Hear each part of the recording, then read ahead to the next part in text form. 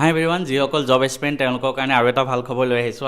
যিহেতু আমি আমাৰ ৱেবছাইটটোত আৰু আমাৰ ইউটিউব চেনেল আৰু ইনষ্টাগ্ৰামত আমি জব ৰিলেটেড প্ৰত্যেকটো আপডেট দি আহোঁ। গতিকে পোনপ্ৰথমে কৈ থওঁ, আমাৰ চেনেলটো ফ'ল' কৰি ৰাখক বা আমাৰ চেনেলটো ছাবস্ক্ৰাইব কৰি ৰাখক। আৰু আজি আমি লৈ আহিছোঁ ইণ্ডিয়ান নেভিৰ ফালৰ পৰা আৰু এটা ৰিক্ৰুইটমেণ্ট আহিছে, যিটো অগ্নিবীৰ, ইণ্ডিয়ান নেভিৰ অগ্নিবীৰ ৰিক্ৰুইটমেণ্ট। এই গোটেই নটিফিকেশ্যনটো আমি ডিটেইলছত ডিছকাছ কৰিম। আৰু আমি প্ৰথমে আৰম্ভ কৰোঁ আহকচোন বাৰু। পোনপ্ৰথমে ইণ্ডিয়ান নেভিৰ এই অগ্নিবীৰ যোনটো নটিফিকেশ্যন, সেইটো ছাৰ্ভিচ ডিউৰেশ্যন 4 বছৰ থাকিব। আৰু ইয়াৰে অনলাইন এপ্লিকেশ্যন অলৰেডি চলি আছে। 5 জুনৰ পৰা আৰম্ভ হৈ গৈছে আৰু 29 জুনলৈকে ইয়াৰ লাষ্ট ডেট থাকে। গতিকে যিমান জল্দি পাৰি আপোনালোকে এপ্লাই কৰি দিয়ক, ঠিক আছে। ইয়াৰ পিছত ইয়াৰে ষ্টেজ কেনেকুৱা হ'ব, প্ৰথম এটা INET এক্সাম হ'ব, প্ৰথম এটা মানে ৰিটেন টেষ্ট হ'ব, সেইটো আগষ্টত মানত হ'ব বুলি কৈছে। তাৰপিছত ৰিটেন টেষ্টৰ ৰিজাল্ট দিয়াৰ পিছত আৰু এটা ছেকেণ্ড ষ্টেজ হ'ব, য'ত ফিজিকেল টেষ্ট হ'ব আৰু এটা ছেকেণ্ড ৰিটেন টেষ্ট হ'ব, ঠিক আছে। গতিকে ইয়াৰে এপ্লিকেশ্যন ফিজটো হ'ল 550 প্লাছ GST। তাৰপিছতে ইয়াতে আপোনালোকে জবটো পাবৰ বাবে ইলিজিবিলিটি কি লাগিব, কোনে এপ্লাই কৰিব পাৰিব। অনলি আনমেৰিড ইণ্ডিয়ান মেল কেণ্ডিডেটছ আৰ মানে এপ্লিকেবল, মানে অৰ্থাৎ যোনে বিয়া পাতা নাই আৰু মেল কেণ্ডিডেট হ'ব লাগিব, ল'ৰা মানুহে এপ্লাই কৰিব পাৰিব। এজ লিমিট আপোনাৰ বয়স মানে আপোনাৰ জন্ম 1 ডিচেম্বৰ 2004 পৰা 31 মে 2009 ভিতৰত হ'ব লাগিব। এডুকেশ্যনেল কোৱালিফিকেশ্যন কি লাগিব কৈছে, মেট্ৰিক পাছ কৰা হ'ব লাগিব আৰু 50% 50% নম্বৰ মেট্ৰিকত থকা হ'ব লাগিব, ঠিক আছে। তো এইটো হ'ল এডুকেশ্যনেল কোৱালিফিকেশ্যন। ইয়াৰ পিছত আপোনাৰ ইয়াৰ উপৰি candidate must have completed A 3 year diploma course, 3 বছৰীয়া ডিপ্ল'মা কোৰ্চ থাকিব লাগিব এইটো। তাৰপিছত কি কি ডিপাৰ্টমেণ্টত ডিপ্ল'মা হ'ব পাৰে গোটেই মই আপোনালোকৰ স্ক্ৰীণত বাৰু লগাই দিম, ঠিক আছে। এতিয়া প্ৰথম কথাটো হ'ল ইয়াৰে ৰিটেন টেষ্ট দুটা হ'ব, ঠিক আছে। ৰিটেন টেষ্ট দুটা আমি অলপমান ডিছকাছ কৰি দিওঁ। ফাৰ্ষ্ট ৰিটেন টেষ্টটোত কম্পিউটাৰ বেছ টেষ্ট হ'ব, ঠিক আছে। 100 কুৱেশ্যন, প্ৰত্যেকটোত 1 নম্বৰকৈ, আৰু ডিউৰেশ্যন 1 ঘণ্টা হ'ব। তাৰপিছত MCQ হ'ব। আৰু ইয়াৰে কি কি পাৰ্ট থাকিব, ইয়াতে ইংলিছ, GK, ছায়েন্স, মেথছ আৰু ডিপ্ল'মাৰ যোনটো ছাবজেক্ট আপোনাৰ যোনটো পাৰ্টিকুলাৰ ছাবজেক্ট সেইটো থাকিব, ঠিক আছে।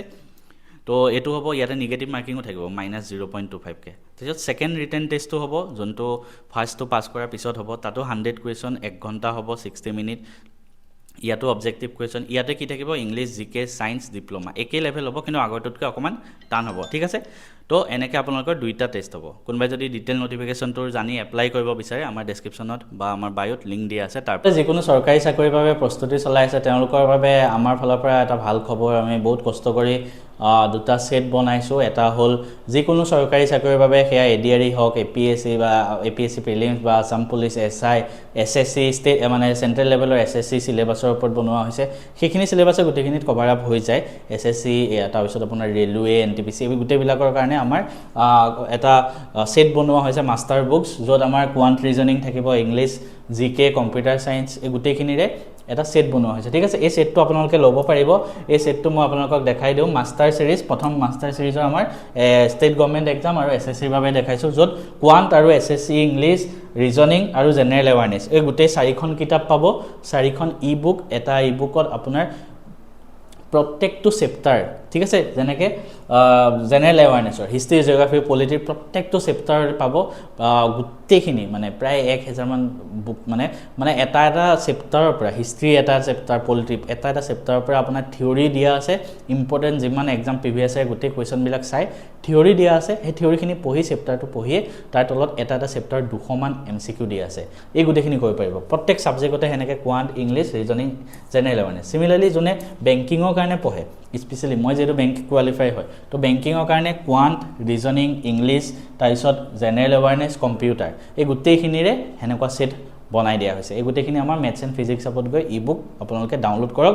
বহুত ইম্পৰ্টেণ্ট এক্সামৰ বাবে এই গোটেই মানে PYQৰ ওপৰতে বেছ কৰি বনোৱা হৈছে। ইয়াতো প্ৰত্যেক চেপ্টাৰৰ পৰা আপুনি 200মান MCQ পাব এটা ছাবজেক্টৰ, ঠিক আছে। ইংলিছৰ যেনেকৈ RC পাই যাব 1000মান, পাজল পাই যাব 1000মান, চব বস্তু পাই যাব, ঠিক আছে। তো এইখিনি আপোনালোকে লৈ লওক। চিমিলাৰলি আৰু 2টামান আমাৰ কোৰ্চ আছে, আৰু 2টামান আমাৰ গভৰ্ণমেণ্ট এক্সামৰ কাৰণে কোৰ্চ আছে। প্ৰথম মক টেষ্ট ছিৰিজ, যিকোনো গভৰ্ণমেণ্ট এক্সাম দিয়াৰ আগতে আমি মক টেষ্ট দিব লাগে, ঠিক আছে। কাৰণ আমি তেতিয়াহে গম পাম, আমাৰ এই আগৰ কেইখন আপোনাৰ ই-বুক হয়, কিন্তু আমি পৰীক্ষা দিয়া নিচিনাকৈ মক টেষ্ট দিব লাগিব। তো তাৰ বাবে আমাৰ এটা মক টেষ্ট ছিৰিজ GSৰ বাবে আছে, প্ৰায় 5000মান MCQ, ঠিক আছে। এই মক টেষ্ট ছিৰিজটো আপোনালোকে ল'ব পাৰিব যিকোনো চৰকাৰী চাকৰিৰ বাবে, ঠিক আছে, বেংকিঙক বাদ দি।